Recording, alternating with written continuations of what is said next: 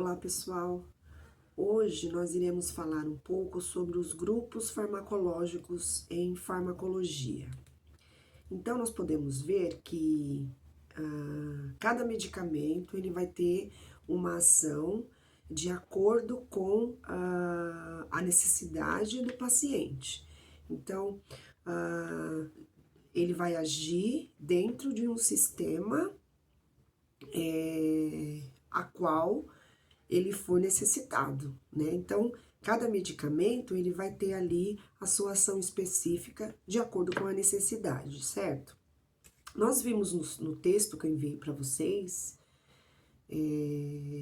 na plataforma, sobre a função dos medicamentos, né? E a gente pode iniciar falando das funções. Então, ação profilática. Ação profilática, qual seria a ação profilática? A palavra profilática significa prevenção.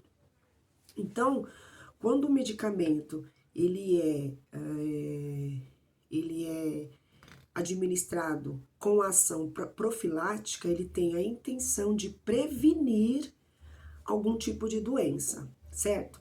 A ação curativa, ela já vai agir diretamente na doença que está instalada, né? Então, a ação curativa, ela já vai direto ali para poder sanar aquela doença, para poder controlar aquela doença, ou muitas das vezes curar a doença.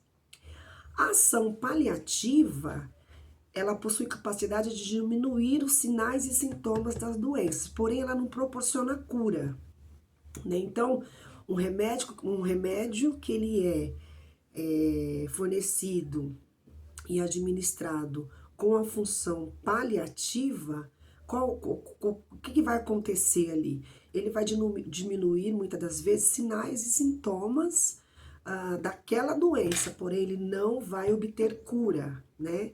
Então, nós chamamos de função paliativa, né? A gente pode ter como exemplo aí os antitérmicos e analgésicos, né? Para paliativo, que são aqueles que diminuem a dor, diminui ali o sofrimento do paciente, que já está com, muitas das vezes, com o diagnóstico fechado, né? A função diagnóstica, que vocês também têm no texto, é uma função que favorece o diagnóstico de doenças, né? Então, ele esclarece ali os exames radiográficos. Por exemplo, os contrastes, quando a gente faz, e você já deve ter ouvido falar, as ultrassonografias que são feitas com contraste, né? Para poder ali mostrar o local afetado, a região que foi ali afetada, quais são as células que estão afetadas com aquela doença, enfim, né? Então, a função diagnóstica seria a função de mostrar para a gente, diagnosticar aonde está localizado o problema, para que o médico possa agir ali em cima do problema, tá? A ação local é uma ação em que o medicamento vai ser aplicado no local, né? Então, por exemplo, pomadas e colírios. Então, se eu estou com uma dermatite, alguma coceira na pele, algum prurido, que a gente chama em termo técnico, a ação medicamentosa será local, se eu fizer uso de pomadas e cremes, né? Eu também posso tomar um comprimido e aí essa ação não seria mais local, seria uma ação sistêmica, né? Então ela vai agir dentro do meu organismo e vai ter ali a medicação sendo passada pela corrente sanguínea, né? Um exemplo disso, da ação sistêmica, seria os antibióticos, né? Os antibióticos, eles agem em ação sistêmica. Então, ela é absorvida, depois entra na corrente sanguínea e aí se espalha aí para a região aonde está afetado, aonde a doença ou a alteração celular está, muitas das vezes, instalada, tá bom? E aí a gente vai falar, no próximo vídeo que eu vou mandar para vocês, sobre essa separação.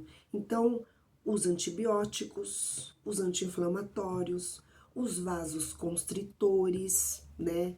Os medicamentos antimicóticos, antiparasitários. Então, a gente vai falar um pouquinho de cada um e aí a gente já aproveita e corrige o exercício que foi passado para vocês aí sobre os grupos farmacológicos. Lembrando que são 2 exercícios em um. Então, eu dei 15 grupos, né, em um primeiro exercício, e eu dei mais 15 em outro exercício. E a gente vai falar aí no próximo vídeo, um por um, tá bom?